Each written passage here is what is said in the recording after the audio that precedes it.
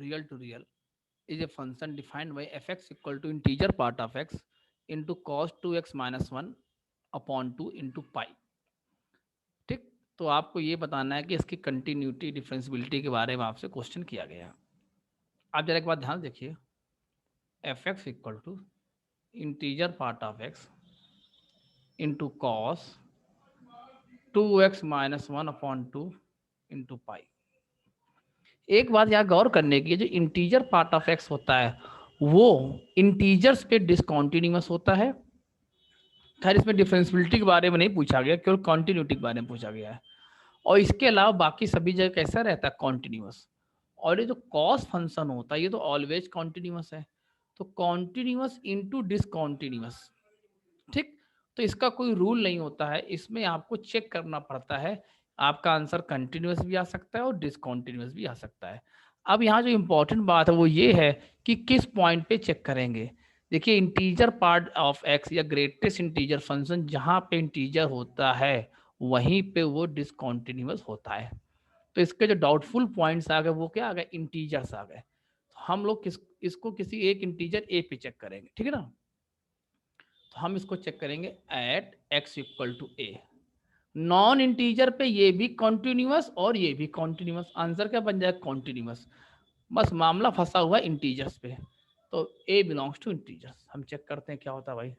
पहले F of ए निकालिए, ये आपका बनेगा integer part of A cos 2a minus 1 into pi by 2, ऐसे लिख सकते हैं। ए आपका इंटीजर है, तो ध्यान से देखो ये आपका लिखा हुआ है odd multiple of pi by 2। Cos जो है odd multiple of pi by 2 पे जीरो बनता है। इंटीजर पार्ट ऑफ ए क्या बनेगा, ए बनेगा, तो ए इंटू जीरो।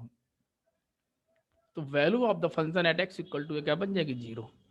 अब हम कैलकुलेट करते हैं राइट हैंड लिमिट। तो limit H approaching to zero, क्या लिखेंगे, F of A plus H. देखिए, जब भी लिमिट की राइट हैंड लिमिट निकालने के लिए ये डेफिनेशन अप्लाई करी जाती है, इसमें एच हमेशा पॉजिटिव रहता है। ठीक, एक डेफिनेशन ये भी जो x approaching to a plus करके लिखते हैं, हमें सबसे बेटर डेफिनेशन यही लगती है। इसमें आपका आंसर भी जल्दी आता है और गलती होने का चांस भी बहुत कम रहता है। तो limit H approaching to zero, F of A plus H करिए तो A plus H into cos 2 times A plus H minus 1 into pi by 2। A plus H का इंटीजर पार्ट क्या आ जाएगा, ए आ जाएगा।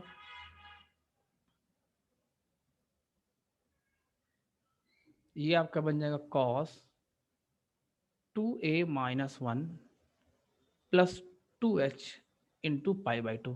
अब जरा इसमें आप h equal to zero put करिए तो ये बनेगा a cos 2a minus 1 into pi by 2। फिर से देखिए आप ध्यान से, ये odd multiple of pi by 2 लिखा हुआ है। अरे भाई 2a माइनस 1 ऑड नंबर होता है हमेशा, इसका आंसर क्या बन जाएगा, जीरो। अब हम निकालते हैं left hand limit.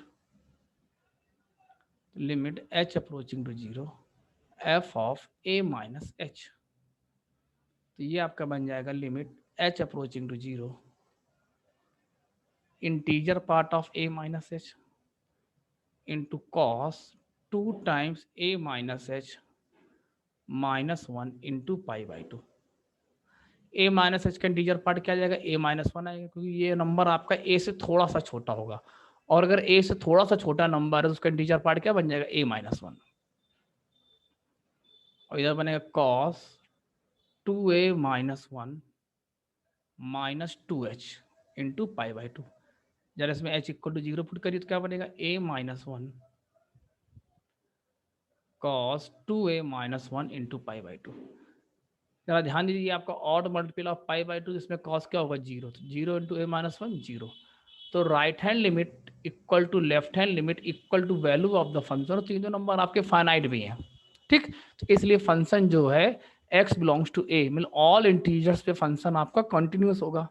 Non integer पे हम इसको पहले ही कॉन्टिन्यूस बोल चुके हैं, बिकॉज नॉन इंटीजर पे ये फंक्शन भी कॉन्टिन्यूस होता है और ये फंक्शन भी कैसा होगा, कॉन्टिन्यूस। तो इसका मतलब क्या हुआ, ये फंक्शन ऑलवेज कॉन्टिन्यूस होगा। तो continuous for all real values of x.